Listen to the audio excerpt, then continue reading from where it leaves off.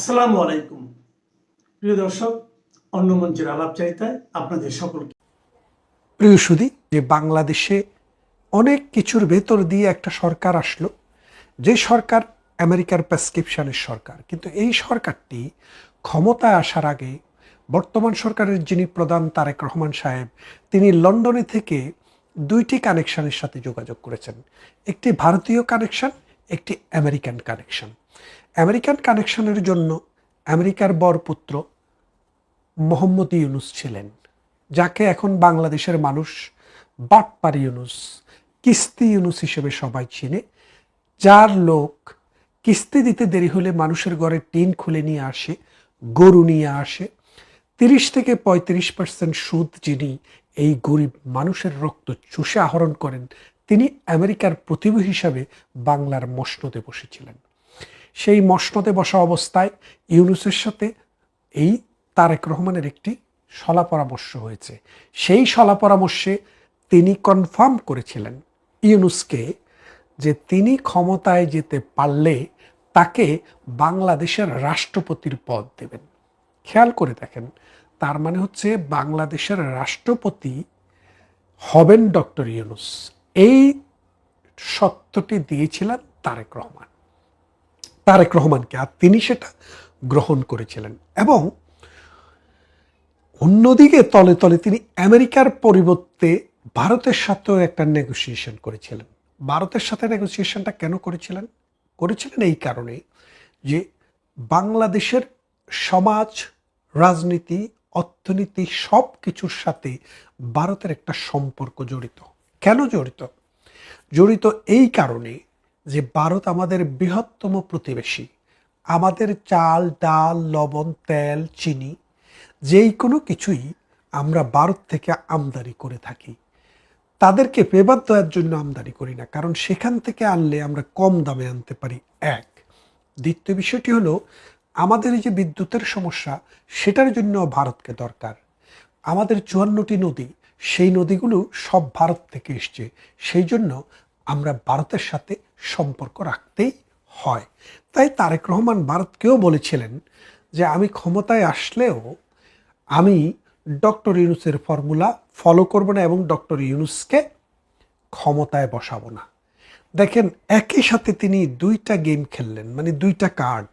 একদিকে ইউনুসকে বোঝালেন, আরেকদিকে ভারতকে বোঝালেন। তো ভারত তার কথা বিশ্বাস করেছে বা করেনি সেটা আমরা জানি না, কিন্তু ইউনুস কিন্তু তার কথাটা বিশ্বাস করেছিলেন। করে ইউনুস বলেছিল প্রথম দিকে যে মানুষ তো আমাকে বলে 5-10 বছর থাকেন।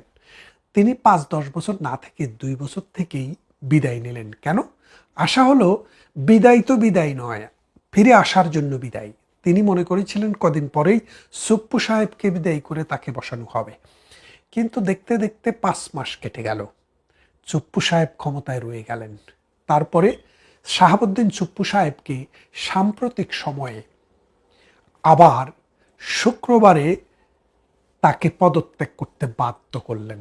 তিনি পদত্যাগ করতেই হবে, কারণ তাকে বলা হয়েছে আপনি হয় স্বেচ্ছায় পদত্যাগ করুন স্বাস্থ্যগত কারণ দেখিয়ে, তা না হলে আপনাকে কিভাবে অপমান করে বঙ্গভবন থেকে বের করে দেওয়া যায় আমরা সেই চেষ্টা করব। তখন তিনি ভাবলেন, যেহেতু একটা ক্যাবিনেট রয়েছে, সেই ক্যাবিনেট তারেক জিয়ার নেতৃত্বে, একটি পার্লামেন্ট রয়েছে, সেখানে তার সংখ্যাগরিষ্ঠতা একক সংখ্যাগরিষ্ঠতা বা নিরঙ্কুশ সংখ্যাগরিষ্ঠতা, সুতরাং চাইলেই একটা বিল পাশ করিয়ে আমাকে অভিশংসন করে দেবে। সুপ্রিম কোর্ট এখন আইনের কথা শোনে না, কোনো আদালত এখন আইনের কথা শোনে না। শোনে হলো সন্ত্রাসীদের কথা, শোনে হলো মবের কথা, শোনে হলো তারেক জিয়ার কথা এবং তাদের সরকারের কথা। কারণ বাংলাদেশে একটি নিরপেক্ষ বিচার বিভাগ আগে ছিল, এখন আর সেটা নেই। সুতরাং তার সেই জায়গাও ভরসা করার মতো ছিল না। এখন তিনি সাম্প্রতিক সময়ে আমেরিকা তার উপরে প্রেশার বৃদ্ধি করেছে, বলেছে তুমি যদি ক্ষমতায় থাকতে চাও আমাদের বরপুত্র ইউনুসকে তাড়াতাড়ি ক্ষমতায় বসাও। এখন ইউনুসকে ক্ষমতায় বসাইতে দেরি হচ্ছে দেখে সাম্প্রতিক সময়ে আমেরিকার সাথে চুক্তি করার পরও, আপনারা সবাই জানেন, আমেরিকার সাথে একটি দাসত্বের দস্তখত করে একটি চুক্তি করা হয়েছে। বাংলাদেশের সমস্ত স্বার্থ আমেরিকার হাতে তুলে দিয়েছে, বলেছে যদি না দেয় তাইলে আমেরিকা আমাদের গার্মেন্টস ম্যানুফ্যাকচারিং পণ্যের উপরে দাম বাড়িয়ে দেবে। কিন্তু এই চুক্তি করে 14টি বোয়িং বিমান কেনার চুক্তি করার পরও গত দুদিন আগে বাংলাদেশের পণ্যের উপরে আরও 10% কর বাড়িয়ে দিয়েছে। তার মানে আগে ছিল 19, সেই সাথে আরও 10, মানে এখন 29% ট্যাক্স দিয়ে আমেরিকাতে যেতে হবে। এটি কেন করেছে? এই কারণে ইনুসকে দিয়ে আরও কিছু কাজ তারা করিয়ে নিতে চায় বাংলাদেশে। একটি করিডোর, একটি বন্দর এবং বাংলাদেশে একটি স্থায়ী সামরিক ঘাঁটি। এটা করতে হলে একমাত্র ইউনুসের মতো রক্তচোষা সশমখোর বাটপার ছাড়া কোনো বাঙালি করবে, এটা আমেরিকা বিশ্বাস করে না। আমেরিকা বিশ্বাস করে এই ইনুসকে দিয়েই এটা করাতে হবে। সেই জন্য বাংলাদেশের উপরে, তারেকের উপরে চাপ সৃষ্টি করার জন্য আমেরিকা নানান কর্মকৌশল গ্রহণ করেছে এবং তারেক রহমান তার ক্ষমতা বাঁচানোর জন্যই এখন এই প্রেসিডেন্টকে বিদায় করে এখন তিনি ইনুসকে এই মসনদে বসানোর পরিকল্পনা করেছেন। এবং গনি নামে আরেক লোক এক সময় সচিব ছিলেন পাকিস্তানের আইএসআই এর দালাল, সেই আইএসআই এর দালালকে লিস্টে রেখেছেন। অথচ আমরা অনেকদিন মির্জা ফখরুলের নাম শুনছি, মোশাররফ হোসেনের নাম শুনছি, মঈন খানের নাম শুনছি, নজরুল ইসলাম খানের নাম শুনছি, কিন্তু কোনো খান, কোনো হোসেন, কোনো ফখরুল ইসলাম, এগুলো দিয়ে এখন মনে হচ্ছে আর কাজ হচ্ছে না। এখন এই ডক্টর ইউনূসকে এনে এই বাংলার সিংহাসনটিকে কলঙ্কিত করার জন্য, বাংলাদেশটিকে এই আমেরিকান বেনিয়াদের হাতে তুলে দেওয়ার জন্যে একটি নীল নকশা প্রস্তুত হয়ে গেছে। বাংলাদেশ, আহারে বাংলাদেশ, 1971 সালে 30 লক্ষ মানুষের রক্ত, 2.5 লক্ষ নারীর ইজ্জত, 1 কোটি মানুষের দেশান্তরিত হওয়া এবং কোটি কোটি মানুষের শ্রম, কষ্ট, দুঃখের বিনিময়ে যে দেশটি স্বাধীন হয়েছে, যে দেশের মাটিতে অসংখ্য শহীদের রক্ত এখনো লেগে আছে, সেই দেশটিকে ক্ষমতার লোভে তুলে দিচ্ছে আমেরিকান বেনিয়াদের হাতে। আর ডক্টর ইউনূসকে আবার ফিরিয়ে আনার নীল নকশা চলছে। আমরা এর তীব্র নিন্দা জানাই। ভারতও প্রতারিত হয়েছে। ভারতকে কথা দিয়েছিল যে আমেরিকাকে এই তল্লাটে এনে তারা ঢোকাবে না। আমেরিকার চর ইউনূসকে কোনোভাবেই প্রধানমন্ত্রী অথবা রাষ্ট্রপতির আসনে বসাবে না। ভারতকে কিন্তু তারেক রহমান এই রকম একটি সিউরিটি দিয়েছিলেন, কিন্তু তিনি সেখান থেকে এখন ভাবছেন ভারতের চাইতে আমেরিকা হয়তো শক্তিশালী, সুতরাং ভারতের কথা পরে, আমেরিকান বাবাকে আগে শান্ত করি। এই রকম অবস্থায় বাংলাদেশ এখন আর আগামী প্রজন্মের জন্য অথবা বর্তমান প্রজন্মের জন্য অথবা যারা বয়োবৃদ্ধ আছেন তাদের জন্য কোনো সভ্য মানুষের দেশ হিসেবে বেঁচে থাকার জন্য সুষ্ঠু কোনো রাষ্ট্র নয়। এই রাষ্ট্রটির যিনি প্রফেসর, তিনিও দালালি করবেন। কার দালালি? হয় আমেরিকার দালালি, নাহলে মৌলবাদীদের দালালি, না হয় তারেক রহমানের দালালি। যিনি স্কুলের মাস্টার রয়েছেন তিনিও দালালি করবেন, যিনি সচিব রয়েছেন তিনিও দালালি করবেন। মাথা উঁচু করে জ্ঞান বুদ্ধি দিয়ে রাষ্ট্রের কাজ করবেন, তিনি যেখানে আছেন সেখানের কাজ করবেন। এটা এখন আর হবে না। বাংলাদেশ যে অন্ধকার টানেলের দিকে মুখ করেছে, এই টানেল আর বাংলাদেশের পক্ষে আগামী 1 দশকেও ভাঙা সম্ভব হবে না। এই 1 দশকের ভিতরে বাংলাদেশে দুর্ভিক্ষ হবে, ক্ষুধায় মানুষ মরবে, যুদ্ধ হবে, গৃহযুদ্ধ হবে, মানুষে মানুষে হানাহানি হবে, মৌলবাদীদের দাপটে বাংলার নারীরা বিপর্যস্ত হবে, বলৎকার দিন দিন যে হারে বাড়ছে, মাদ্রাসা, মুক্তব, এই মসজিদগুলোতে বলৎকারের উৎসব চলতেই থাকবে। এবং বাঙালি যে মন্ত্র নিয়ে, যে দীক্ষা নিয়ে, যে শিক্ষা নিয়ে, যে আদর্শ নিয়ে একটি স্বাধীন অসাম্প্রদায়িক রাষ্ট্র করতে চেষ্টা করেছিল, সেই অসাম্প্রদায়িক চেতনা বুলুণ্ঠিত হবে।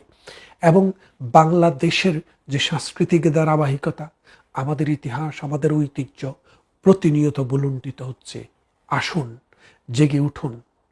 আমাদের পূর্বপুরুষের ঋণ, মুক্তিযোদ্ধাদের ঋণ, অসাম্প্রদায়িক চেতনাকে ধারণ করে আমরা এই দেশটিকে উদ্ধার করি এবং অসাম্প্রদায়িক চেতনার মানুষদেরকে এই দেশে শক্তিশালী করি।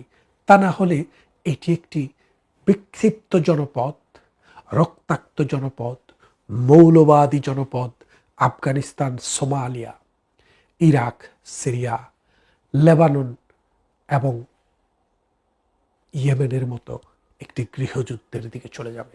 মোহন রায়হান, জুলাইয়ের চেতনাটা কি? কি জুলাইয়ের চেতনা?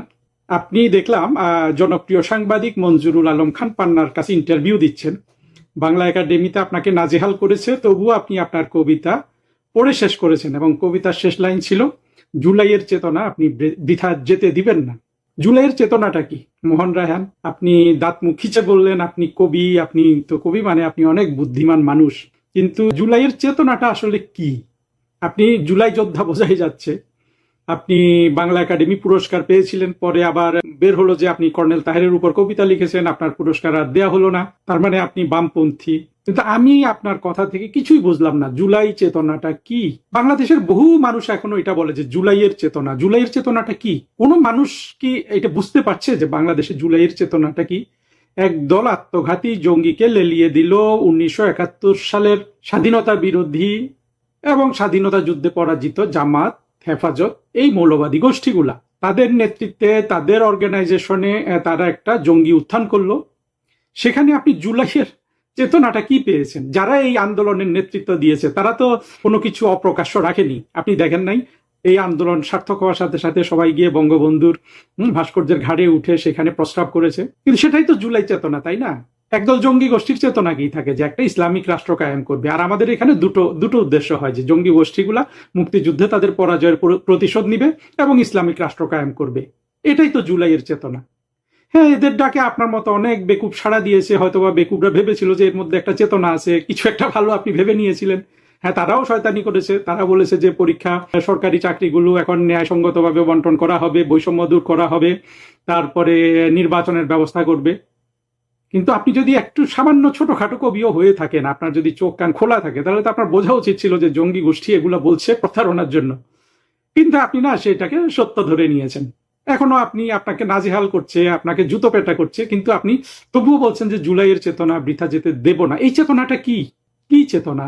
এখন আপনারা বলেন যে মুক্তিযুদ্ধের চেতনা আর জুলাইয়েরও একটা চেতনা, কিন্তু চেতনাটা কি? আপনি তো জুলাই যুদ্ধের নেতা না, আপনি হলেন একজন কর্মী, অংশগ্রহণ করেছেন অন্যদের পেছনে।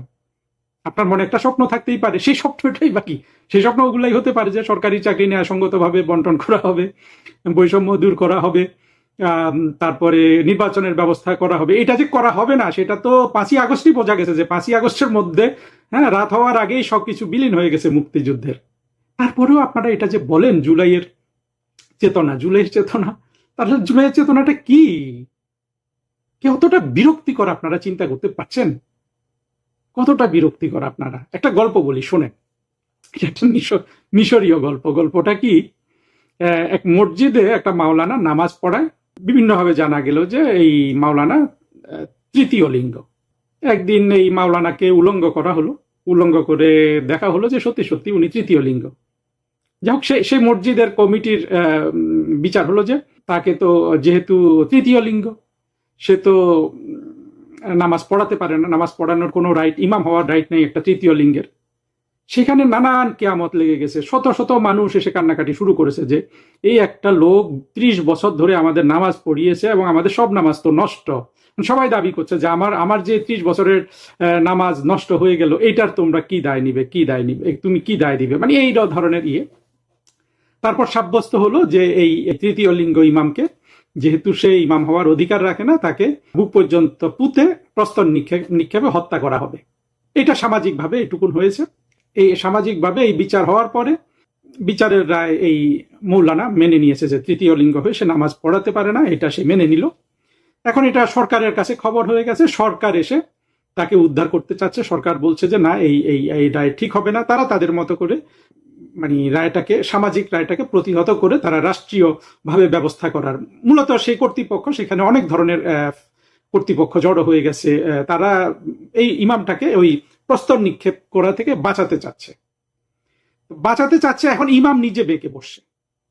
ইমাম বলে যে না, আমাকে শাস্তি দিতে হবে, কারণ হলো আমি তো অপরাধ করেছি, আমি তৃতীয় লিঙ্গ এবং আমি নামাজ পড়াতে পারি না, আমাকে এই সাজাটা আমি নিতে চাই, কারণ এই সাজা না নিয়ে যদি আমি মৃত্যুবরণ করি আমি কিন্তু চিরতরে জাহান্নামে চলে যাব, কাজে আমাকে সাজাটা দেয়া হোক।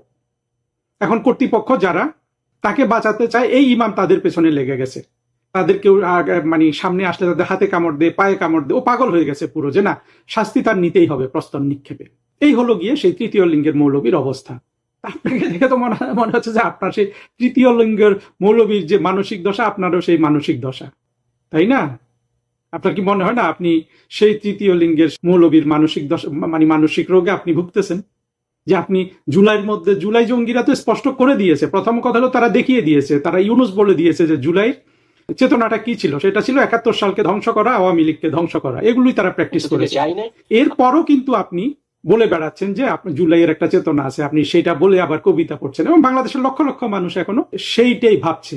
তাহলে জুলাইয়ের চেতনা কি? এইটা এই যে ইলুশন, এই যে মিথ্যা একটা একটা একটা দিবা স্বপ্ন আপনাদের, এই রোগ তো ওই মাওলানার রোগের চেয়েও গভীর, অনেক গভীর ভয়াবহ রোগে আপনারা কিন্তু আক্রান্ত মোহন রায়হান।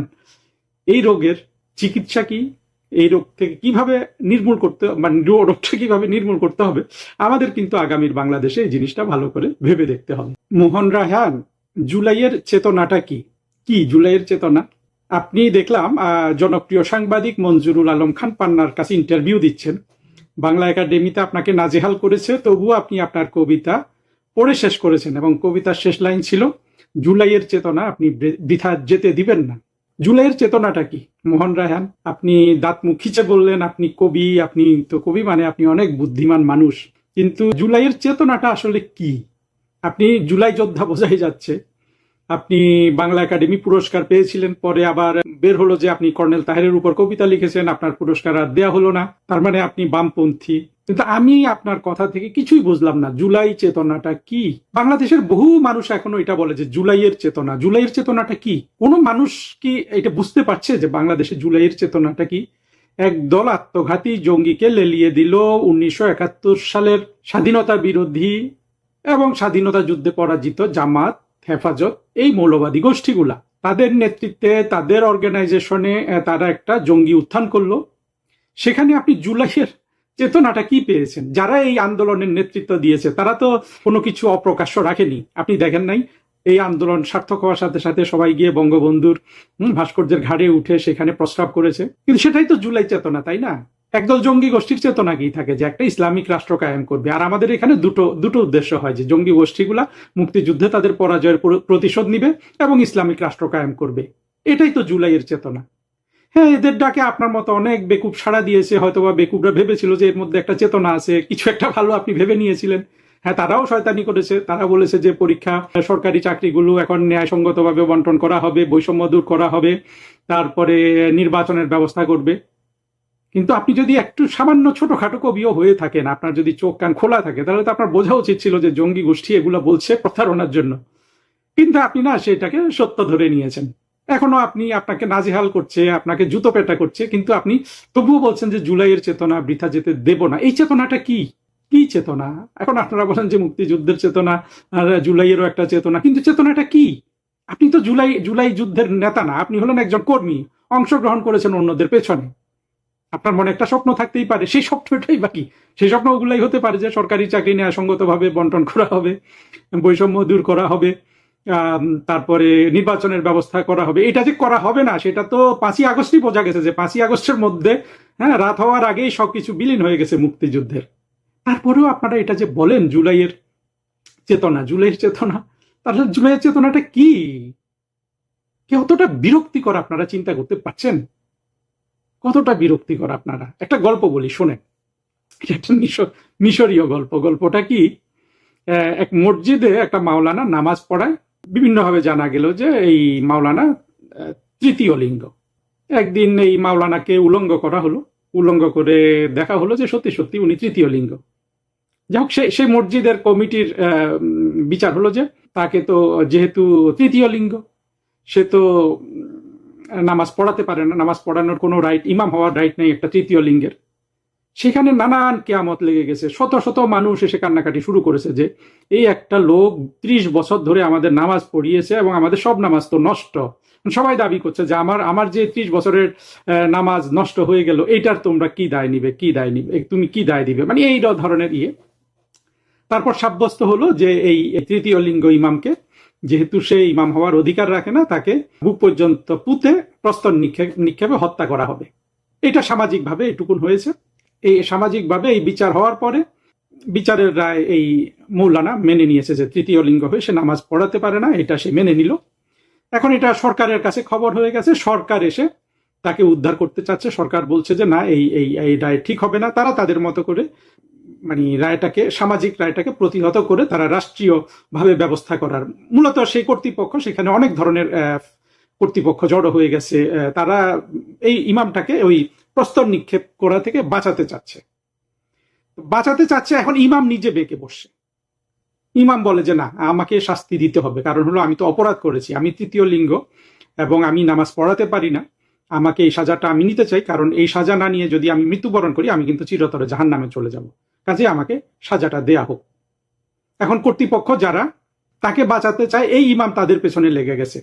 তাদের কেউ মানে সামনে আসলে তাদের হাতে কামড় দে, পায়ে কামড় দে, ও পাগল হয়ে গেছে পুরো, যে না, শাস্তি তার নিতেই হবে প্রস্তর নিক্ষেপে। এই হলো গিয়ে সেই তৃতীয় লিঙ্গের মৌলবীর অবস্থা। আপনাকে দেখে তো মনে হচ্ছে যে আপনার সেই তৃতীয় লিঙ্গের মৌলবীর যে মানসিক দশা, আপনারও সেই মানসিক দশা, তাই না? আপনার কি মনে হয় না আপনি সেই তৃতীয় লিঙ্গের মৌলবীর মানসিক দশা, মানে মানসিক রোগে আপনি ভুগতেছেন? যে আপনি জুলাইয়ের মধ্যে, জুলাই জঙ্গিরা তো স্পষ্ট করে দিয়েছে, প্রথম কথা হলো তারা দেখিয়ে দিয়েছে, তারা ইউনুস বলে দিয়েছে যে জুলাই চেতনাটা কি ছিল, সেটা ছিল 71 সালকে ধ্বংস করা, আওয়ামী লীগকে ধ্বংস করা, এগুলোই তারা প্র্যাকটিস করেছে। এরপরও কিন্তু আপনি বলে বেড়াচ্ছেন যে আপনি জুলাইয়ের একটা চেতনা আছে, আপনি সেটা বলে আবার কবিতা পড়ছেন, এবং বাংলাদেশের লক্ষ লক্ষ মানুষ এখনো সেইটাই ভাবছে। তাহলে জুলাইয়ের চেতনা কি? এইটা এই যে ইলুশন, এই যে মিথ্যা একটা একটা একটা দিবা স্বপ্ন আপনাদের, এই রোগ তো ওই মাওলানার রোগের চেয়েও গভীর, অনেক গভীর ভয়াবহ রোগে আপনারা কিন্তু আক্রান্ত। মোহন রায়হান, এই রোগের চিকিৎসা কি? এই রোগ থেকে কিভাবে নির্মূল করতে, মানে রোগটা কিভাবে নির্মূল করতে হবে, আমাদের কিন্তু আগামীর বাংলাদেশে এই জিনিসটা ভালো করে ভেবে দেখতে হবে। রুমা, আমি আওয়ামী লীগের একজন ক্ষুদ্র কর্মী, আমি কেন্দ্রীয় নেতা নই, প্রভাবশালী কেউ নেই। এ বিষয়ে আমার মন্তব্য করা কঠিন, কিন্তু আমার পূর্বের বক্তব্যে আমি বলেছি যে বিশ্বাসঘাতকতা হয়েছে, আমাদের রাজনৈতিক স্ট্রেংথকে প্রপারলি আমরা অর্গানাইজ করতে পারিনি, এটা কিন্তু দৃশ্যমান।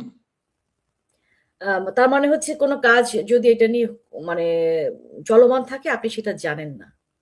আমি তো ওই লেভেলের কেউ না ভাই, আমি একজন ক্ষুদ্র কর্মী, আমি কেন্দ্রীয় নেতা না, আমি পলিসি মেকার না, আমি ক্যাবিনেট মিনিস্টার ছিলাম না।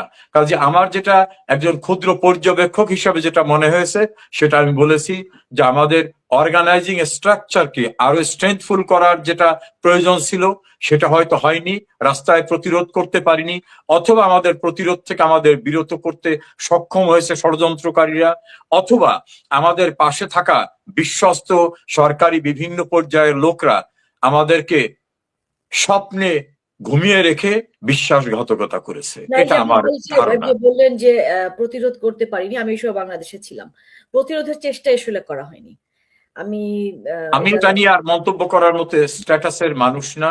আমি যেটা বলার আমি বলেছি, দর্শক শ্রোতা নিশ্চয়ই উপলব্ধি করতে পারবেন আমি কি বুঝাতে চাইছি। দেখা হলো, সেখানে কি এই বিষয়ে আলাপ করেছিলেন কিনা? নেত্রীর সঙ্গে অনেক বিষয় আলোচনা হয়েছে, সব বিষয়গুলো তো পাবলিকলি এভাবে ডিসকাস করার মতো বিষয় না। তবে আমাদের পূর্বের কত ত্রুটি বিচ্যুতি, আমাদের কিভাবে এগোতে হবে, সামনে কিভাবে পরিকল্পনা নেওয়া যাবে, একটা ধাক্কা খেলেই তো শক্ত করে সামনে এগোবার মতো প্রস্তুতি হয়, সেসব বিষয় নিয়ে মাননীয় নেত্রীর সঙ্গে কথা হয়েছে।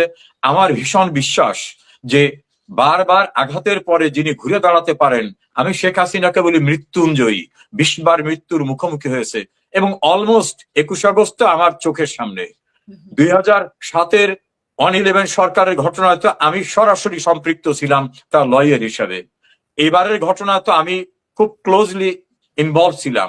সব মিলে আমি বলবো শেখ হাসিনার অভিজ্ঞতার ভান্ডার সমৃদ্ধ হয়েছে, তার ভিতরে একটা জাদুকরী শক্তি আছে, এবং তার দেশপ্রেম, তার সততা, তার নিষ্ঠা, তার অধ্যাবসায়, তার পরিশ্রম সব মিলে তিনি আবার ঘুরে দাঁড়াবেন, আওয়ামী লীগকে ফিরিয়ে আনবেন, শুধু না মুক্তিযুদ্ধের পক্ষের সকল শক্তিকে তিনি রিইনস্টিটিউট করবেন, এটা আমার বিশ্বাস জন্মেছে। বিশেষ করে তার সঙ্গে সাক্ষাৎ করার পরে এই বিশ্বাসটা আমার আরো দৃঢ় হয়েছে। দেশে ফিরে যাবার কোনো সিদ্ধান্ত নিয়েছেন কিনা? আমি ব্যক্তিগতভাবে দেশে অবশ্যই ফিরে যাব। নেত্রীর সঙ্গে আমি কথা বলেছি, উনি যখন যেভাবে সিদ্ধান্ত দেবেন সেভাবে যাব। আমি এক বিন্দু কুণ্ঠিত না, what ever may be the situation. আমি প্রায় বলে থাকি যে রাজনীতি যখন করি, রাজনীতির একজন ক্ষুদ্র কর্মী, এই দল আমাকে অনেক কিছু দিয়েছে, এই দল আমার 2বার এমপি করেছে, মন্ত্রী করেছে, আমি লয়ারদের লিডার হয়েছি, আওয়ামী লীগের সেন্ট্রাল কমিটিতে একসময় দায়িত্ব পালন করেছি। কাজে এই দলের কাছ থেকে আমার প্রাপ্তি অনেক। আমার ব্যক্তিগত প্রাপ্তির চেয়েও এই দেশকে যা কিছু বাঙালি জাতির সব দিয়েছে এই আওয়ামী লীগ। বাঙালি জাতির যা কিছু গৌরব অর্জন, স্বাধীনতা অর্জন থেকে শুরু করে সব আওয়ামী লীগের নেতৃত্বে। সেই আওয়ামী লীগ যখন যুদ্ধে অবতীর্ণ হবে, আমি বলছি না আর্মস যুদ্ধ, সেই যুদ্ধে আমি একজন কর্মী হিসাবে অবশ্যই থাকবো। আমি দৃঢ়তার সঙ্গে বিশ্বাস করি নেত্রী যখন সিদ্ধান্ত দেবেন তখন আমি সহ বাইরে যারা আছে আমরা সবাই ইনশাল্লাহ ফিরে যাব।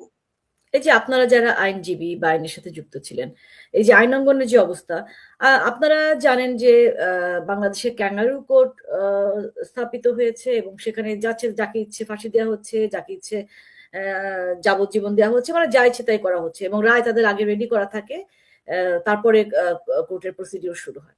তো আপনারা হয়তো এর ভেতরে পড়ে যেতে পারেন, সম্ভাবনা আছে। এটা একটা প্রশ্ন। আরেকটা হচ্ছে সেটাকে আপনারা কিভাবে মোকাবেলা করতে চাইছেন বা সেরকম কোনো দেখুন, preparation আপনাদের আমি আছে? তো উদাহরণ বলি, পাকিস্তান বঙ্গবন্ধুকে একটা রাষ্ট্রদ্রোহিতা মামলায় মৃত্যুদণ্ড দিয়েছিল এবং মিয়ান আলী কারাগারে তাকে মৃত্যুদণ্ডাদেশ পড়ে শোনাবার পরে একটা খননকৃত কবর দেখানো হলো যে এখানে তোমাকে মাটি দেওয়া হবে।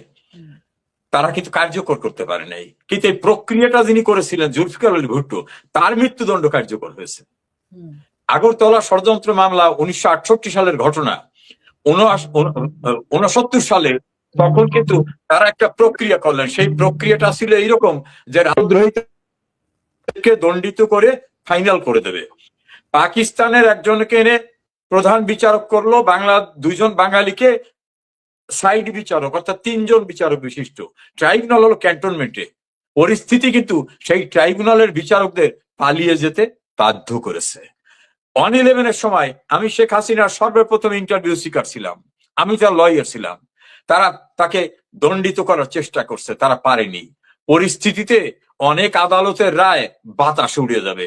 অনেকে মৃত্যুদণ্ড যারা দিতে চেয়েছিল তাদের মৃত্যুদণ্ড কার্যকর হয়েছে। যেটা বললাম জুলফিকার আলী ভুট্টোর অনেক কিছুই বাংলাদেশে হওয়ার সম্ভাবনা আছে, সময়ই বলে দেবে। আমাকে অসংখ্য মামলা আসামি করা হয়েছে, অথচ কোটা বিরোধী আন্দোলনের সময় আমি আওয়ামী লীগের কোনো পোর্টফোলিওতে ছিলাম না, মন্ত্রী ছিলাম না, কোনো রোলে ছিলাম না। আমি যেসব এলাকায় 40 বছর যাইনি সেখানের মামলায় আমার নামে চার্জশিট হয়ে যাচ্ছে। এই সবকে ভয় পাই না। ওই যে একটা শব্দ আছে না, সমুদ্রে পেতেছি শয্যা, শিশিরে কি ভয়। যেখানে বঙ্গবন্ধু কন্যার বিরুদ্ধে 613টি মামলা, সেখানে আমি তো চুনোপুটি, কিছুই না।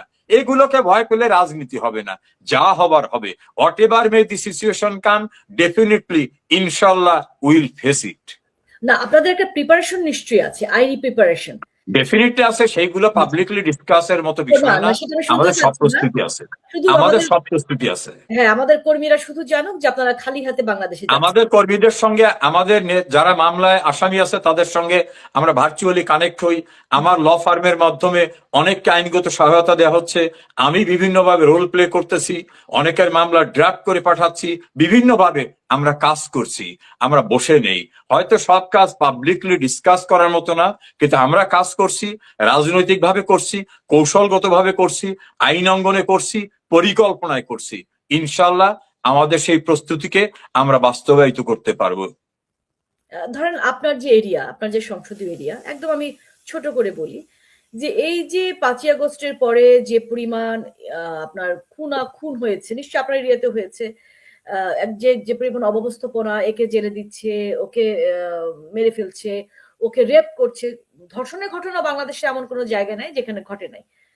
তো আপনারা যখন বাংলাদেশে ফিরে যাবেন বা আপনাদের সেই ঋত অবস্থান যখন আবার ফিরে পাবেন, তখন কি বাংলাদেশ আওয়ামী লীগ বা তার কর্মী সমর্থকরা আবার প্রতিশোধ নেবে কিনা এই যারা এই কাজগুলো করেছে তাদের? দেখুন, আমি শেখ হাসিনাকে খুব ভালো করে চিনি। উনি যখন ভূমিধস বিজয়ে আসলেন, 2009 সরকার গঠন করলেন, আপনার মনে থাকবে কিনা উনি কিন্তু বিজয় মিছিল করতে দেন নাই। হুম। কারণ উনি বলছিলেন 2001-এর অক্টোবরের পরে বিএনপি জামাত যে ভয়াবহ সহিংসতা করেছে, যদি বিজয় মিছিল করতে দেই মিছিলের নামে ভয়ঙ্কর ঘটনা ঘটবে, মানুষ আমাদের রায় দিয়েছে তোমরা বিজয় মিছিলই করতে দেবে না।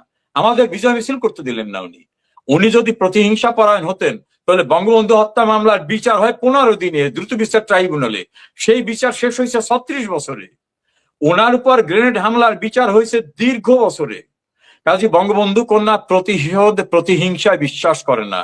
উনি কর্মীদেরকে প্রতিহিংসা চরিতার্থ করতে দেবেন না। উনি বলেন যে প্রতিশোধ নিতে হবে মানুষকে ভালোবাসা দিয়ে, আইনানুগ প্রক্রিয়ায়। কাজে আমরা কোনো প্রতিশোধ নেব না। আমার অঞ্চলটা তো আপনি জানেন, আপনার বাড়ি গোপালগঞ্জ, আমার নেইবারিং এরিয়া আপনি জানেন। আমার প্রতিপক্ষ যুদ্ধ অপরাধের দায়ে আমৃত্যু কারাদণ্ডপ্রাপ্ত দেলোয়ার হোসেন সাঈদীর ফ্যামিলি, তার ছেলে আমার বিরুদ্ধে ইলেকশন করেছিল। আমার বাড়ির ইট পাথর নাই। আমার ছোট ভাই উপজেলা চেয়ারম্যান ছিল, তার যে একটা বাড়ি ছিল সেখানে বাড়ির অস্তিত্ব নাই ফ্লোর ছাড়া। আমার জেলা আওয়ামী লীগের সভাপতি, জেলা আওয়ামী লীগের নেতৃবৃন্দ, ছাত্রলীগ, যুবলীগ, কৃষক লীগের নেতৃবৃন্দ, জনপ্রতিনিধিরা, কারু বাড়ির অস্তিত্ব নাই। এমন নৃশংস, বর্বরচিত, ভয়াবহ, নারকীয়, ঘৃণ্য ঘটনা বাংলাদেশের ইতিহাসে কোনোদিন ঘটে নাই। অথচ আমি 5 বছর মন্ত্রী ছিলাম, আমি একটা লোককে একটা কটু শব্দ ব্যবহার করিনি, কিন্তু আমাদের মধ্যে এই ব্যবস্থা নিয়েছে। আমি বিশ্বাস করি মানুষের প্রতিশোধ নেবে। আমরা জনগণের রায় নিয়ে প্রতিশোধ নিতে চাই, প্রতিহিংসা না। আমরা আইনানুগ প্রক্রিয়ায় সবকিছু করতে চাই। নেত্রীও বলেছেন যে কোনো প্রতিশোধ প্রতিহিংসা না, আইনানুগ প্রক্রিয়ায় সবকিছুকে মোকাবেলা করা হবে। তার মানে হচ্ছে বাংলাদেশ আওয়ামী লীগ তাদের সেই হারানো ক্ষমতা আবার ফিরে পেলে বা যেভাবে হোক রাষ্ট্র ক্ষমতার দায়িত্ব নিলে, এই যে আপনার যারা বাড়ি পুড়িয়েছে তাদের বাড়ি পুরানোতে নেতৃত্ব দেবে না, এটাই তো আমি ওই কথাটা বলছি না। আমি বলছি যে আমরা প্রতিহিংসা প্রতিশোধের রাজনীতিতে বিশ্বাস করি না। যা কিছু হয় আইনানুগ প্রক্রিয়ায় হবে। বঙ্গবন্ধুর খুনিদের বিচার চাইতে 36 বছর লাগছে। আমরা আইনানুগ প্রক্রিয়ায় সবকিছুর বিচার করব, সবকিছুর প্রতিশোধ নেব আইনানুগ প্রক্রিয়ায়। এটাই আমাদের অফিসিয়াল কথা। কিন্তু অনেক কিছু হয়তো নিয়ন্ত্রণে নাও থাকতে পারে, কারণ গ্রামের একজন অসহায় আওয়ামী লীগের সমর্থকের বাড়িঘর পুড়িয়ে দিলে সে নিশ্চয়ই আমার কথা শুনবে, এটা আমি বিশ্বাস করি না। বাট নিশ্চয়ই আপনারা বলবেন বিরত থাকার জন্য। আমরা অবশ্যই বলবো, আমরা প্রতিশোধে বিশ্বাস করি না। বঙ্গবন্ধু কন্যা প্রতিশোধের রাজনীতি করেন না। কারণ এটা আসলে একটা শেষও হওয়া উচিত। যে পরিস্থিতি চলছে এখন পর্যন্ত থামছে না, সেই প্রতিশোধ বলেন, এই মানে এই যে সুযোগে আখের গোছানোর একটা বিষয়, এই যে ব্যবসা বাণিজ্য, এই যে এর বিরুদ্ধে যে দেশের প্রধান বিচারপতিকে খুনের মামলায় আসামি করে হ্যান্ডকাপ দিয়ে কোর্টে উঠানো হয়, বীর মুক্তিযোদ্ধা ইলেকশন কমিশনের 2 জন সাবেক চিফ ইলেকশন কমিশনারকে জুতা পেটা করা হয়, কোর্ট অঙ্গনে মুক্তিযুদ্ধের সংগঠকদের ফিজিক্যালি অ্যাসল্ট করা হয়, সে দেশ তো আর দেশ নাই। আমি তো বিগিনিং এ বললাম আইন কানুন কিছু নাই। এটা একটা মগের রাজত্ব বলতো না, মগের না, এটা হচ্ছে মবের রাজত্ব। এটা উচ্ছৃঙ্খল জঙ্গিদের রাজত্ব চলতেছে। এখানে আইন কানুন বলতে কিছু নাই। কাজে এই বর্বরচিত আফ্রিকার জঙ্গলের উগ্র যে ব্যবস্থা ছিল, সেই ব্যবস্থার মতো ব্যবস্থা বাংলাদেশে চলছে। তবে একটা উত্থান হয়েছে, যে উত্থানটা সবচেয়ে শঙ্কার। বেয়াদবের সংস্কৃতি, শালীনতাহীনতার সংস্কৃতি, নারীর যৌনাঙ্গ নিয়ে স্লোগান দেওয়া ব্যক্তিকে নেতা বানিয়ে কাজী নজরুল ইসলামের কবরের পাশে সমাহিত করা হয়। এই জাতীয় উচ্ছৃঙ্খল বেয়াদব চরম জঙ্গিদের একটা উত্থান ঘটেছে, যেটা খুবই আশঙ্কার বাংলাদেশে। কারণ এটা সভ্যতার পরিপন্থী, শিষ্টাচারের পরিপন্থী, মানবতার পরিপন্থী, শালীনতার পরিপন্থী। এবং আশা করছি যে এই কবর একসময় স্থানান্তর করা হবে। অনেক কিছুই হবে, অনেক কিছুই হবে। আমি আর আপনার লাইভ টক শোতে বলতে চাচ্ছি না, অনেক কিছুই হবে। কারণ ন্যাচারাল কোর্সেও কিছু প্রাপ্তি তাদের ভাগ্যে জুটবেই জুটবে। আচ্ছা, তাহলে যারা দেশের কর্মী আছেন, আওয়ামী লীগের সমর্থক যারা আছেন, তারা অন্তত একটা আশায় বুক বাঁধতে পারেন যে না, ডিসেম্বরের ভেতরেই আবার সেই বাংলাদেশ পুনর্গঠনের প্রক্রিয়া শুরু হয়ে যাবে। আমি সবার উদ্দেশ্যে আমার কনক্লুশনে বলবো, আপনারা যারা এই প্রোগ্রাম দেখছেন বা পরবর্তীতে দেখবেন, অথবা যারা দেখে অন্যদের বলবেন, তাদের উদ্দেশ্যে আমি বলবো, আমাদের একজন শেখ হাসিনা আছে। বাংলাদেশের ইতিহাস অনেক প্রধানমন্ত্রী, রাষ্ট্রপতি অনেক হয়েছেন, আগামীতে অনেক হবেন। শেখ হাসিনার মতো জনদরদি, দেশপ্রেমী, পরিশ্রমী, ধীশক্তি সম্পন্ন, দূরদৃষ্টি সম্পন্ন, পরিকল্পনা প্রণয়ন এবং বাস্তবায়ন করার মতো রাষ্ট্রনায়ক আর আসবে না। আমাদের এখনো শেখ হাসিনা আছে, আত্মবিশ্বাস রাখেন, আমরা ঘুরে দাঁড়াবো, এই অন্ধকার কেটে যাবে। শেখ হাসিনার নেতৃত্বে অন্ধকার থেকে আলোকবর্তিকা হাতে নিয়ে অপ্রতিরোধ্য গতিতে আমরা এগিয়ে যাব। মুক্তিযুদ্ধের চেতনা পুনঃপ্রতিষ্ঠিত হবেই হবে। সে পর্যন্ত আপনারা একটু ধৈর্য ধরুন, আর একটু কষ্ট সহ্য করুন।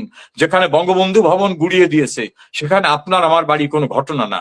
যেখানে জেলখানার ভিতরে মুক্তিযুদ্ধের সংগঠকদের মেরে ফেলা হচ্ছে, রাস্তাঘাটে মুক্তিযোদ্ধাদের মেরে ফেলা হচ্ছে, এটা কে বলা যেতে পারে? বিশ্ববিদ্যালয়ে একটা স্লোগান শুনছিলাম, বিপ্লব ধ্বংসের তাণ্ডব লীলা নয়, সৃষ্টির প্রসব বেদনা মাত্র।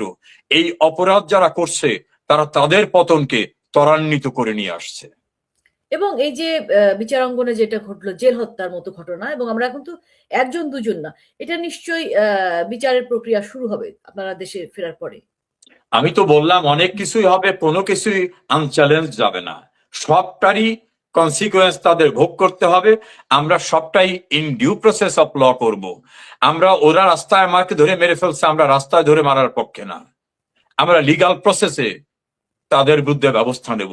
কেউ পরিত্রাণ পাবে না। যেমন বঙ্গবন্ধুর খুনিদেরকে ইন্ডেমনিটি অর্ডিন্যান্স করে জিয়াউর রহমান তাদের পরিত্রাণ দিছিল, তারা দাম্ভিকতা নিয়ে বলতো যে আমাদের কেউ কিছু করতে পারবে না, তাদের দর্প চূর্ণ হয়ে মাটিতে মিশে গেছে, কিন্তু আমরা তাদের খুন করিনি, লিগ্যাল প্রসেসেই তাদের বিচার করেছি।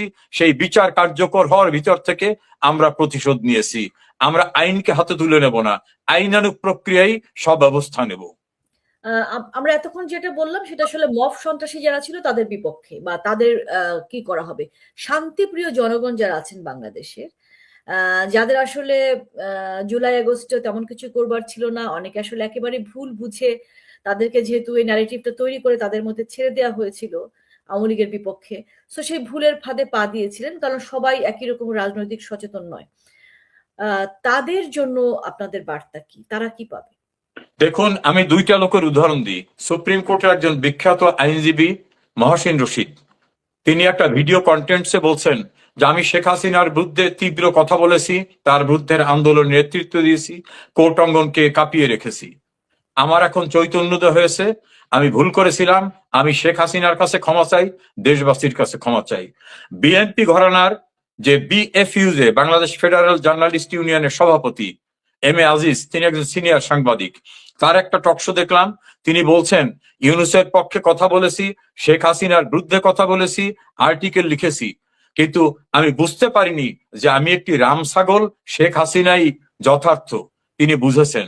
আজকে আমি আমার উপলব্ধির থেকে বলছি, আমি শেখ হাসিনার যে ধীশক্তি তার কাছে হেরে গেছি। একইভাবে মাহবুব কামাল, মাসুদ কামাল, মঞ্জুরুল পান্না থেকে শুরু করে অনেকে এই কথা বলছে, আনিস আলমগীররা। আর যারা বিভ্রান্ত হয়েছিলেন, আমি মনে করি মেটিকুলাস ডিজাইনে তাদের বিভ্রান্ত করা হয়েছে, তাদেরকে আহ্বান জানাবো, আপনারা ফিরে আসুন মূল স্রোতে। আমাদের এই জন্মভূমি, আমাদের শত সহস্র বছরের এই দেশ মাতৃকাকে রক্ষা করতে হবে। আপনাদের চৈতন্য উদয় হোক, শুভবুদ্ধির উদয় হোক, মিলেমিশে আমরা আমাদের হিন্দু, বৌদ্ধ, খ্রিস্টান সকল সম্প্রদায়ের এই সুন্দর বাংলাদেশকে আবার আমরা বিনির্মাণ করব, সকলকে সঙ্গে নিয়ে। আমার একজন এখানে একজন পাকিস্তানি পরিবারের সাথে পরিচয় আছে, তো ওনার একজন ভাতিজি বাংলাদেশে পড়তেন এই 2014-15 সালে। তো তিনি তার পরিবারের কাছে, সেই মেয়ে তারপর ছাত্রী আর কি, পরিবারের সঙ্গে বলেছে যে রাত 1:30-2টার সময় সে বাইরে যেতে পারে, কোনো প্রবলেম হয় না। এবং বর্তমানে বাংলাদেশের যে নারীদের যে পরিস্থিতি, আপনার দিনের বেলাতেও কিন্তু একজন নারী সিকিউর না। এবং জামাতের যারা নেতৃবৃন্দ, তাদের আমরা বিভিন্ন বক্তব্য শুনেছি যে একজন নারী বের হতে পারবে, একজন মাহারাম সহ তাকে বের হতে হবে, রক্তের সম্পর্কে যারা আছে তাদের একজন নেতার বক্তব্য আমরা শুনছিলাম। এবং এখন আইন করে বাংলাদেশে সেটা না হলেও সেই পরিস্থিতি কিন্তু বাংলাদেশের নারীরাও ফেস করেছে। এবং এই জায়গা থেকে শুধুমাত্র কিন্তু জোর ফোর্স করে এই মানুষের যে মানসিকতা, এটাকে পরিবর্তন করা যাবে না। আমার কি মানে আপনার কি মনে হয় না যে আমাদের যে মাদ্রাসা নিয়ে আমাদের যে মানে দৃষ্টিভঙ্গি ছিল, অথবা অ্যাক্টিভিটিস আমাদের, মানে আমি আওয়ামী লীগের কথা বলছি, সেটা ঠিক ছিল কিনা। যেমন দেখেন, একটি স্কুল যদি আপনি প্রতিষ্ঠা করতে যান, নানা জায়গায় যেতে হয় এবং প্রচুর ঘুরতে হয়, এবং সহজে একটি স্কুল প্রতিষ্ঠা করা যায় না। কিন্তু একটা কওমি মাদ্রাসা প্রতিষ্ঠা করতে আপনাকে কিছুই করতে হয় না, যেটা জিয়া রহমান করে রেখে গিয়েছিলেন। কোনো কারো কাছে নিয়ম, মানে পারমিশনও বোধহয় নিতে হয় না, এরকম। সেই জায়গাটা কি আপনারা হাত দিবেন কিনা? না, এখানে একটু আমার ভিন্ন মত আছে। বাংলাদেশে শিক্ষা বিস্তারে আমাদের পীর অলিয়া আউলিয়া ইসলামিক স্কলাররা সেই ভারতের দেওবন্দ থেকে শুরু করে, ইরান থেকে শুরু করে বিভিন্নভাবে আসছে। তারা আমাদেরকে ধর্মীয় রীতিনীতি শিখিয়েছে, নৈতিকতা শিখিয়েছে, মূল্যবোধ শিখিয়েছে। তারা এইটা শিখায় নাই যে তুমি এই ধর্ম ওই ধর্মকে ধ্বংস করে দাও, এটা শিখায় নাই। কিন্তু উগ্র একটা শ্রেণী ধর্মের অপব্যাখ্যা করছে। তারা ৭১ সালের ইসলাম ধর্মের অপব্যাখ্যা করে, যারা আওয়ামী লীগ করে বা মুক্তিযুদ্ধের পক্ষের, তাদের সম্পদকে গনিমতের মাল বলেছে। আওয়ামী লীগ করা বা হিন্দুদের মেয়েদের পাকিস্তানিদের হাতে ধরিয়ে দিয়ে বলছে যে এটা হালাল, এটা জায়েজ করা যাবে। এটা ইসলামের অপব্যাখ্যা। অনেক মাদ্রাসা আছে, সেই মাদ্রাসায় ভালো শিক্ষা হয়, আবার অনেক মাদ্রাসায় পরিকল্পিতভাবে জঙ্গি ট্রেনিং দেওয়ানো হয়। কাজে অ্যাজ এ হোল মাদ্রাসার বিরুদ্ধে কোনো কথা বলা যুক্তিসঙ্গত হবে না। আমি বলবো, যারা ইসলাম ধর্মের অপব্যাখ্যা করে ইসলামের পরিপন্থী জঙ্গি তন্ত্রকে, যেমন বাংলা ভাই যেটা বলতো, এটা কি ইসলাম? ডেফিনেটলি ইসলাম না।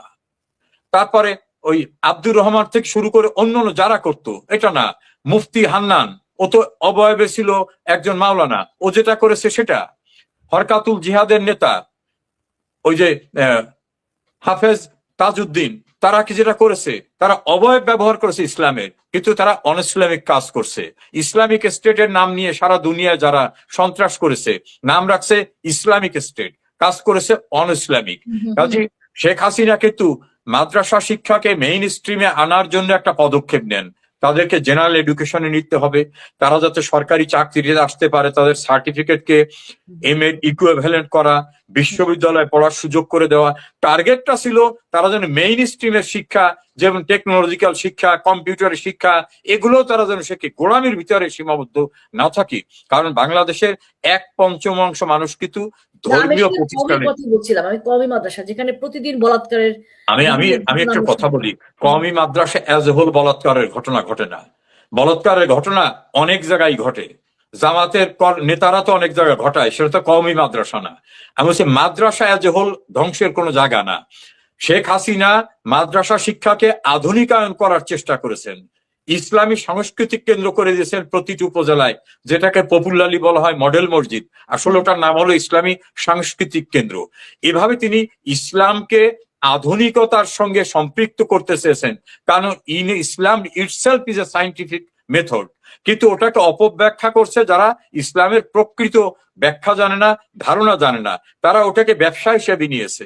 আমি মনে করি যারা অনইসলামিক কাজ করে, যারা বলাৎকার করে, যারা রেপ করে, যারা নারীর অধিকারকে ক্ষুণ্ণ করতে চায়, যারা নারীকে ঘরে আবদ্ধ রাখতে চায়, এটা ইসলামের কনসেপ্ট না।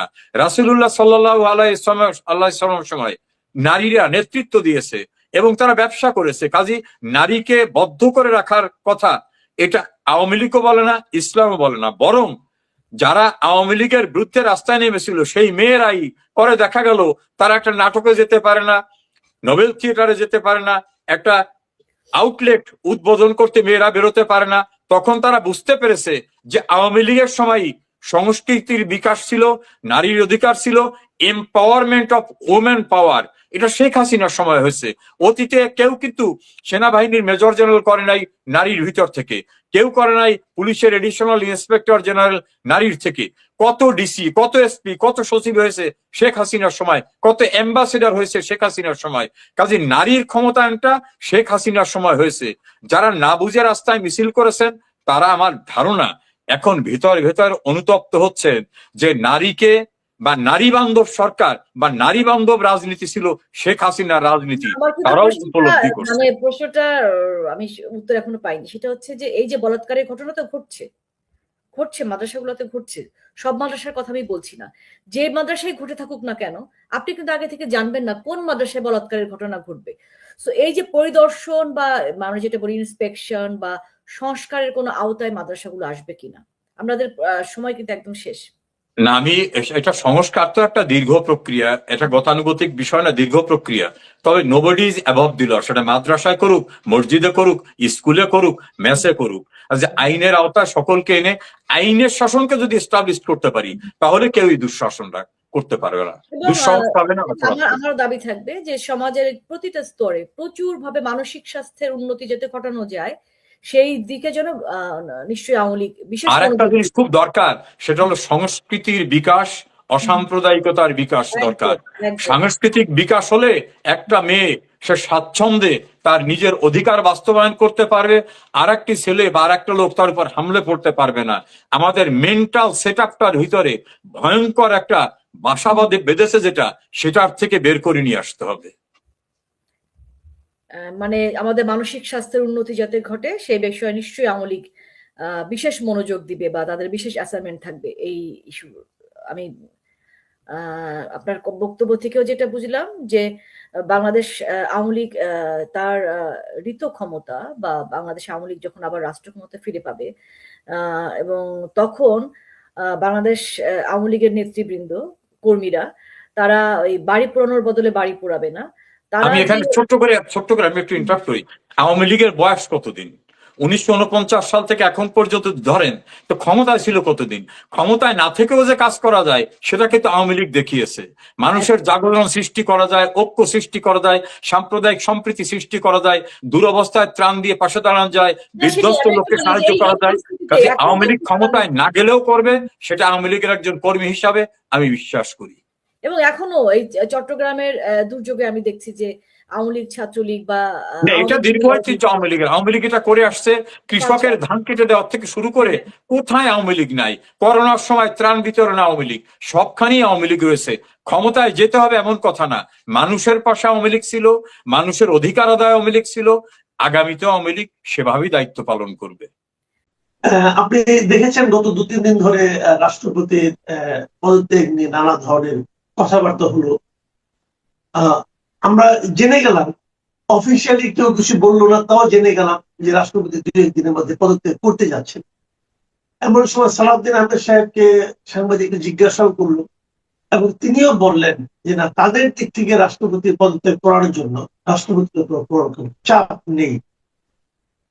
চাপ নেই যেদিন বললেন, তারপরে তিনি রাষ্ট্রপতি পদত্যাগ করলেন এবং পদত্যাগ করার সময় উনি বড় একটি চিঠি লিখলেন। সেই চিঠি 3-4 প্যারার চিঠি।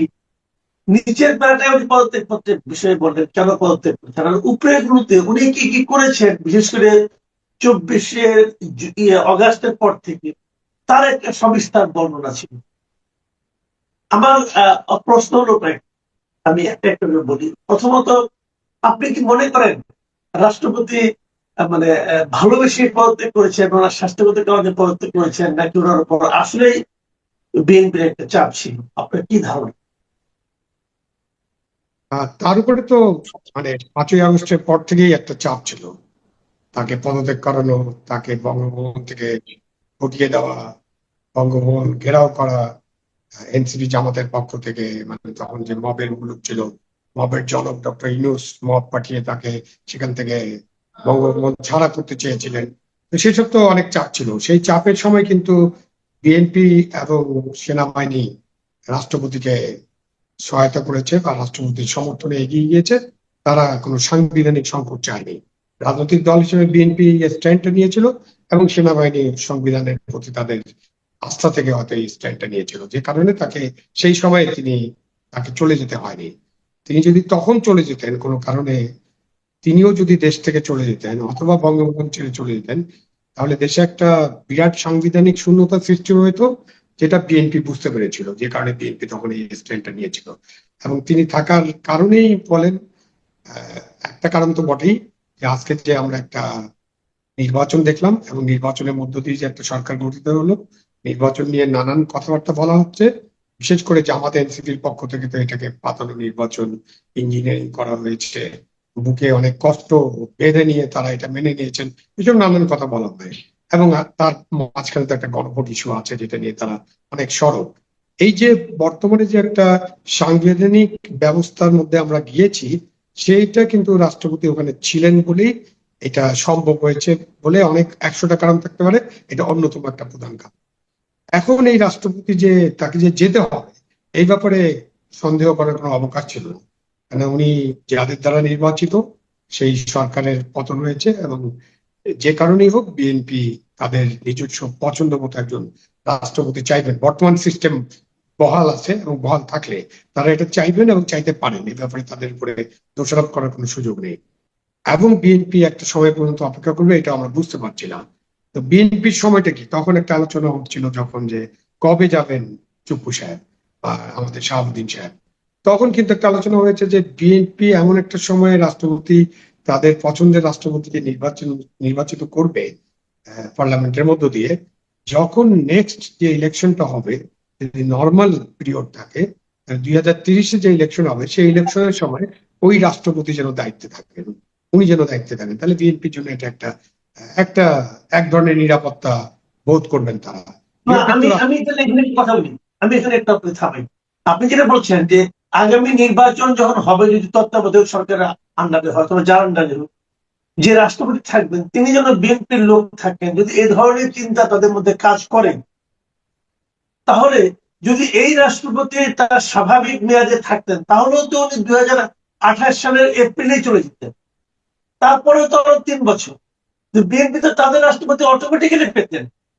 তো এখন আমার যে প্রশ্নটা সেটা হলো গিয়ে যে একজন রাষ্ট্রপতিকে যদি মেয়াদের মাঝখানে আপনি সরিয়ে দেন, তাহলে আমরা কিন্তু সবসময় বলি রাষ্ট্রপতি পদটা একটা অরাজনৈতিক পদ, এবং এখানে যিনি যান তিনি রাজনীতি থেকে পদত্যাগ করে যান, তাহলে অরাজনৈতিক সেই যে পদটা যেটা বলি আমরা, সেই বলাটা কিন্তু আর থাকলো না, কারণ একটা গভর্নমেন্ট এসে তার নিজের রাষ্ট্রপতি নিয়োগ দেওয়ার চেষ্টা করছে, আগের জনকে অপমানজনক ভাবে বিদায় দিচ্ছে। এই যে রাষ্ট্রপতির অপমানজনক বিদায়ের একটা আমরা ধারা তৈরি করছি, এটা কি শোভন কিনা?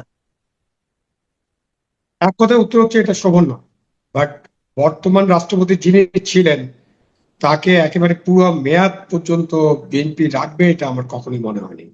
আমার মনে হয়েছে যে একটা পর্যায়ে উনি পদত্যাগ করবেন নিজের থেকে এবং বিএনপি তখন তাদের রাষ্ট্রপতি নির্বাচিত করবে, এটা তাদের এজেন্ডার মধ্যে আছে এবং তাদের প্ল্যানের অংশ।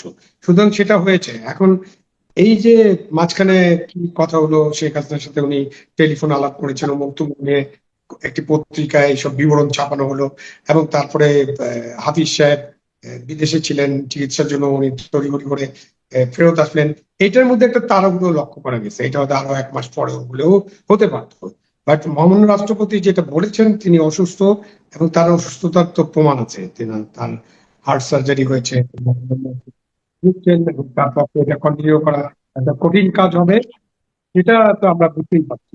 তো এই জিনিসটার ভিত্তিতে রাষ্ট্রপতি যে বিদায় নিলেন, এই বিদায়টাকে আপনি একটা নর্মাল বিদায় হিসাবে গ্রহণ করতে পারেন, যদিও আপনি নৈতিক প্রশ্নটা থেকেই যাবে যে মাঝপথে আপনি রাষ্ট্রপতিকে কেন বিদায় করবেন।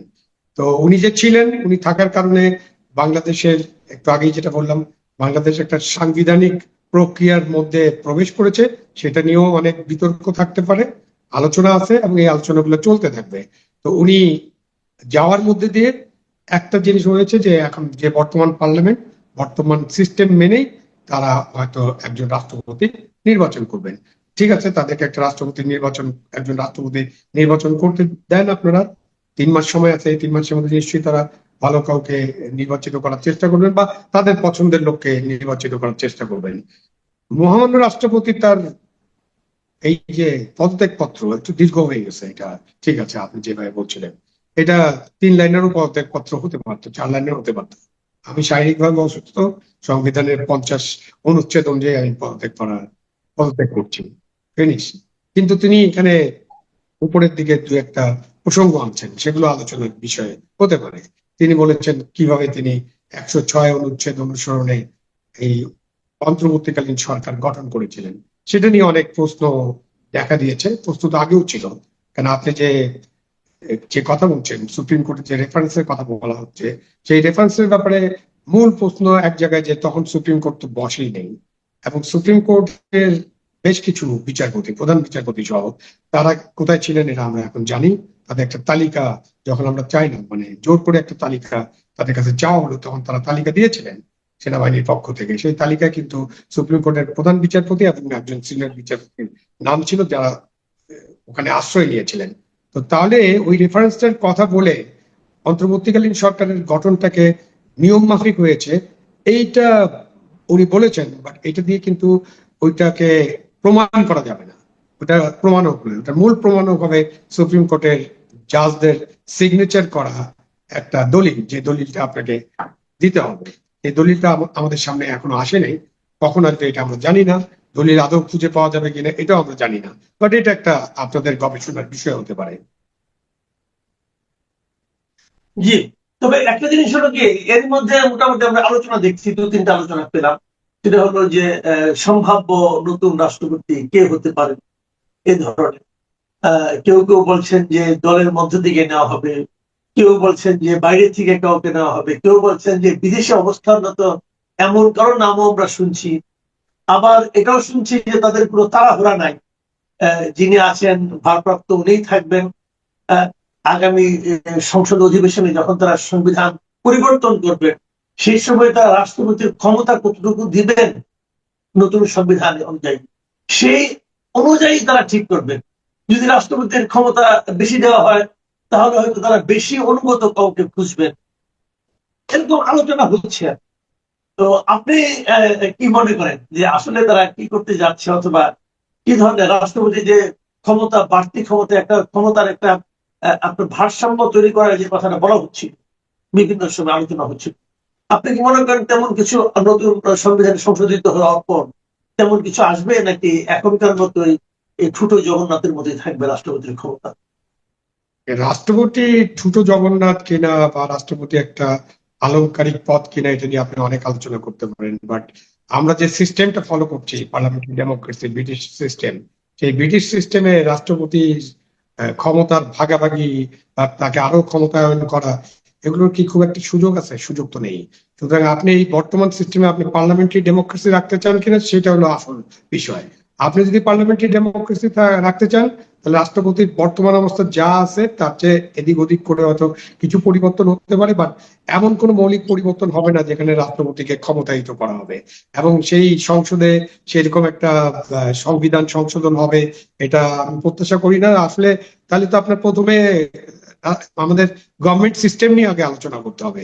আপনি তাহলে কি, আমরা তো আর আমেরিকান সিস্টেমে নাই, আমরা তো রাষ্ট্রপতি শাসিত সরকার থেকে 91 সালে সকলে মিলেই আমরা একটা পার্লামেন্টারি সিস্টেম অফ গভর্নমেন্টে চলে আসছি। এবং তখন কিন্তু আপনি বিএনপির কথা খেয়াল করেন, বিএনপির গঠনতন্ত্রে, বিএনপির ঘোষণাপত্রে, বিএনপির যে নির্বাচনী ইশতেহার ছিল, কোথাও তারা পার্লামেন্টারি সিস্টেম অফ গভর্নমেন্টের কথা বলে নেই। বাট 3 জোটের রূপরেখা অনুযায়ী যখন পার্লামেন্টে আলোচনা হয়েছে, সেই আলোচনার ভিত্তিতে সেখানে সংবিধান সংশোধন করা হয়েছে, সম্ভবত 12 সংশোধনী, সেটার মধ্য দিয়ে আমরা একটা পার্লামেন্টারি ডেমোক্রেসিতে প্রবেশ করেছি। এবং পার্লামেন্টারি ডেমোক্রেসিতে রাষ্ট্রপতিকে হঠাৎ করে ক্ষমতায়িত করার কোনো সুযোগ নেই। আপনি ফ্রেঞ্চ মডেল ট্রাই করতে পারেন, সেটাও তাহলে আপনাকে আগে ডিসাইড করতে হবে যে কার মধ্যে কতটুকু ক্ষমতা, এবং তখন রাষ্ট্রপতি সরাসরি নির্বাচিত হবেন কিনা, অনেক কোশ্চেন আছে। এইসব সংকট নিয়ে যারা আলোচনা করেন বা সংস্কার নিয়ে যারা আলোচনা করেন, তারা আসলে মানে কিসের মধ্যে কি সংস্কার ঢুকাতে চান সেটা বোঝা খুব কঠিন। পলিটিক্যাল সায়েন্সের একাডেমিক্যালি বলেন, প্র্যাকটিক্যালি বলেন, এটা সম্ভব না। এটা সম্ভব হওয়ার কোনো কারণ নেই। আমরা যদি পার্লামেন্টারি ডেমোক্রেসি থাকি, তাহলে অবশ্যই এটা প্রধানমন্ত্রী লিড করবেন, প্রধানমন্ত্রী সকল নির্বাহী বিভাগের প্রধান হিসেবে রাষ্ট্র পরিচালনা করবেন। কখনো কখনো উনি রাষ্ট্রপতির সাথে কনসাল্ট করবেন, বা রাষ্ট্রপতি কিছুই করতে পারবেন না প্রধানমন্ত্রীর সাথে কনসালটেশন ছাড়া। বলা হয়ে থাকে যে রাষ্ট্রপতি 2টা কাজ করতে পারেন, একটা প্রধান বিচারপতি নিয়োগ আর একটা প্রধানমন্ত্রী নিয়োগ। 2 ক্ষেত্রেই কিন্তু প্রধানমন্ত্রীর বাইরে উনি কিছু করতে পারেন না। কেন বললাম? হ্যাঁ, প্রধানমন্ত্রী নতুন হন, কিন্তু উনি কি ধরেন একটা দেশে নির্বাচন হলো, নির্বাচনের মধ্য দিয়ে একটা দল সংখ্যাগরিষ্ঠতা পেল, উনি কি কম সংখ্যাগরিষ্ঠ মানে যারা অল্প ভোট পেয়েছে তাদেরকে কি সরকার গঠনের জন্য ডাক দিতে পারেন? পারবেন না। সো আপনাকে ওটাও বাধ্য যে দেশে একটা নির্বাচন হবে, নির্বাচনের মধ্য দিয়ে পার্লামেন্টে যে দলের সংখ্যাগরিষ্ঠতা থাকবে, যাদের কাছে সংখ্যাগরিষ্ঠ সদস্যের শাসন থাকবে, তাদের লিডারকে উনি বলবেন আপনি সরকার গঠন করেন। সো উনারা ওখানে কিছু করার নেই আসলে। আর প্রধান বিচারপতি যে উনি নিয়োগ দেন, সেটাও কিন্তু রাষ্ট্রের যে কাঠামো আছে সেই কাঠামো অনুযায়ী তার কাছে যখন যায় তখন উনি প্রধান বিচারপতি নিয়োগ দেন। এবং শাহাবুদ্দিন সাহেব তো যোগ করলো, সত্যি কথা বলেছিলেন যে মিলাদ টিলাদ করা এবং মাজার জিয়ারত করা ছাড়া ওনাদের আসলে তেমন কোনো কাজ থাকে না। আর এখন তো যে কিছু ইউনিভার্সিটির ওনারা চ্যান্সেলর হওয়ার কারণে কয়েকটি ইউনিভার্সিটিতে আমরা তাদেরকে যেতে দেখেছি, হামিদ সাহেবকে বেশ কিছু প্রোগ্রামে যেতে দেখেছি এবং উনি অনেক সুন্দর সুন্দর কথা বলে হাস্যরসের সৃষ্টি করেছিলেন। আপনি বাংলাদেশের যদি 55 বছরের ইতিহাস দেখেন, বাংলাদেশে কখনোই এমন কোনো রাষ্ট্রপতি ছিল না যারা সরকারের সাথে কোনো দ্বন্দ্বে গিয়েছে, সরাসরি দ্বন্দ্বে আমরা এমন কাউকে দেখিনি। আমরা জাস্টিস শাহাবুদ্দিনের মতো এত ক্ষমতাশালী একজন প্রধান বিচারপতি, যিনি রাষ্ট্রপতি হয়ে আবার প্রধান, মানে যিনি তত্ত্বাবধায়ক সরকারের প্রধান হয়ে আবার প্রধান বিচারপতি হিসেবে ফেরত গিয়েছিলেন, তাকে শেখ হাসিনা রাষ্ট্রপতি করেছিল।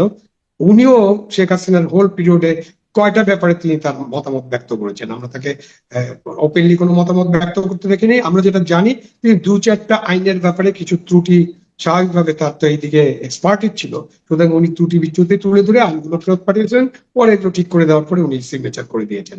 তো বাংলাদেশের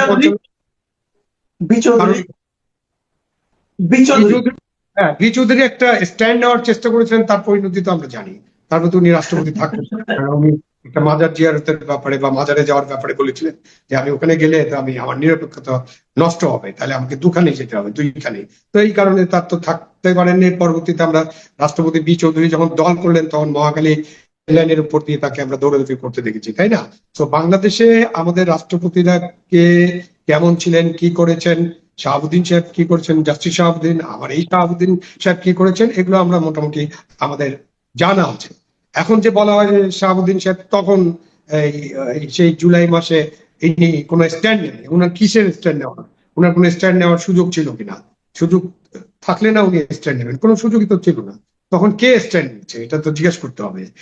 যারাই ছিলেন, যেখানে যারা ছিলেন, কে কোথায় কি স্ট্যান্ড নিচ্ছে আমরা তো জানি। সুতরাং ওই কারণে আপনি তাকে বকাবকি করতে পারেন, এটাও বলতে পারেন যে নৈতিকভাবে উনি হয়তো পদত্যাগ করতে পারতেন, হ্যাঁ করতে পারতেন, তিনি উনি তো করেননি।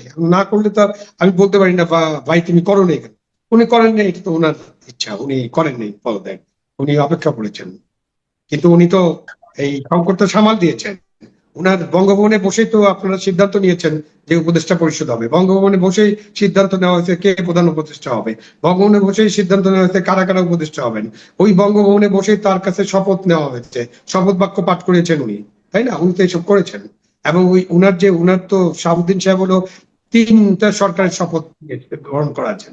একটা 24-এর মধ্য দিয়ে যে সরকার গঠিত হয়েছিল সেটার শপথ করিয়েছেন, পরে অন্তর্বর্তীকালীন সরকার, যেটা উনার 106 এর উদাহরণ দিয়ে উনি বলছেন, সেটা শপথ করিয়েছেন, এবং এই যে নির্বাচিত বিএনপি সরকার, তারও শপথ উনি করিয়েছেন। তো ওই হিসাবে তিনি একজন রাষ্ট্রপতি যিনি 3 সরকারের শপথ গ্রহণ করানোর সৌভাগ্য অর্জন করেছেন।